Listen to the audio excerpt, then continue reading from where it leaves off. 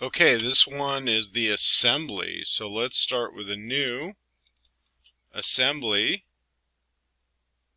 And I actually have all those parts I created. They're all open here. So when I begin the assembly, it will start with the property manager displaying this. I can pin this open. And it says select a component to insert, then place in the graphics area or hit OK. So I can actually do a view hide show origins, and it shows the origin. And I'm going to make the spacer the fixed part. So again, I can select this and it will snap to place, or I can just hit enter, which is the same as OK. Let's try it again. And same here as OK. And that makes my part origin and the assembly origin the same thing. I'm going to zoom out. The next I'm going to select, let's select from the top down base plate. I'm going to select two base plates. One, click one here. The big rivet I'll place here. I didn't make the small rivet, but for this assembly it's pretty easy. The eye hook I'll bring in and select here. And then the pulley I'll put here. So these are all, I'm going to say, okay, this is all the parts I'm going to bring in. They're all oriented quite different here. So I'm going to start, again, this is my fixed part. You can see it has an F here. So I'm going to start with a mate of concentric on this edge.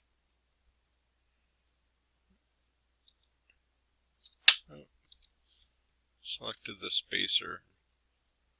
And this cylinder, it shows as an assembly. I'm selecting it as a single solid piece. So let's try that again. I escape out of there. I'm going to select a mate of this edge and this edge.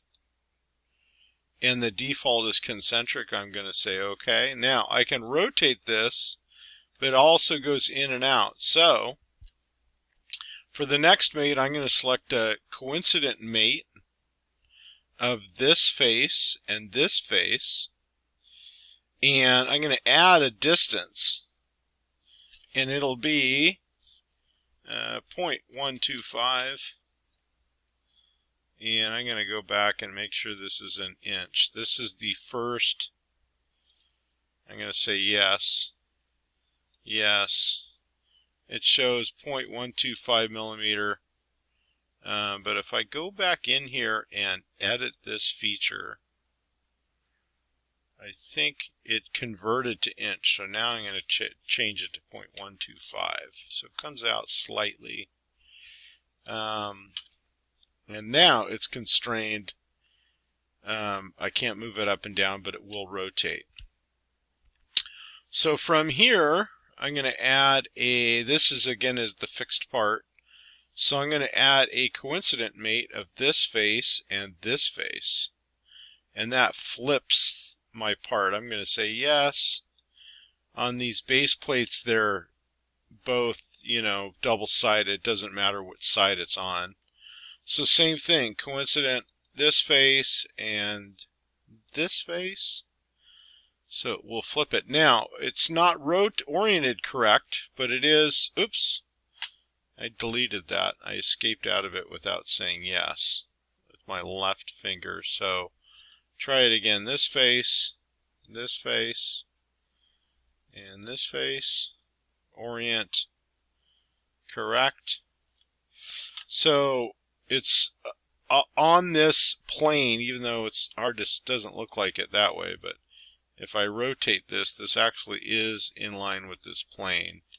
So I'm going to move this over. I'm going to add a concentric mate from here to here. This will be concentric, yes. And then I can now rotate this around. Now, if I add another concentric mate from here to here and say yes, It should rotate. Why did it not rotate? Is that the correct edge? Concentric? There it goes. And done. So now I can't move this at all. I can still move this. It doesn't go up and down. And this can rotate. But now my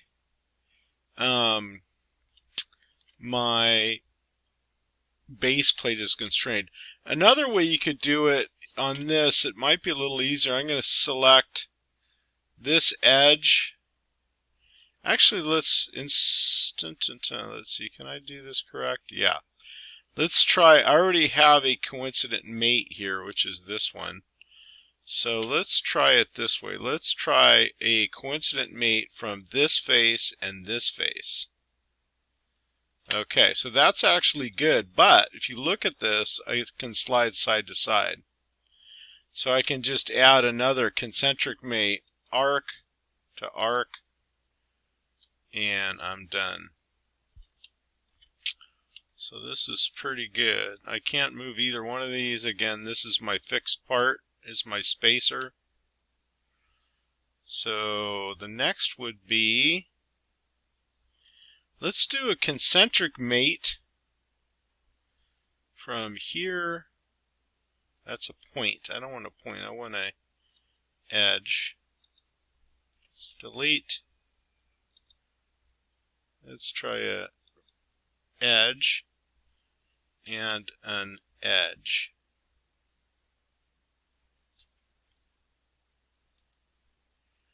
And it flipped it. It made it coincident, but I'm going to select concentric. I'm going to say done. So now with the pulley, it does rotate. If you can see this, let's see, it will rotate and move side to side. So now the only thing I'm missing would be an advanced mate on this. Let's do the width.